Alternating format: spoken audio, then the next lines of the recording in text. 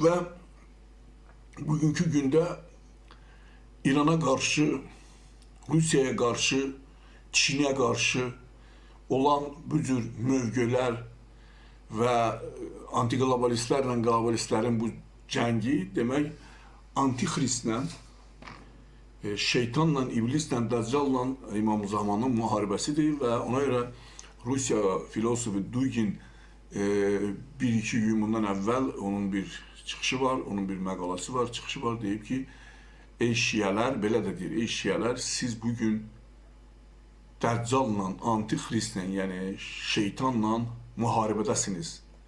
Yəni, necə ki, bizdə hədislər, qiyamətdə həm xaçpərəstlərin, həm müsəlmanların hədislərində bu var. Bizə necə vəd eləmişlər, siz indi o mübarizəni siz aparırsınız. Gələcək naminə, insanlıq naminə, ədalət naminə, kişilik naminə, qeyrət naminə,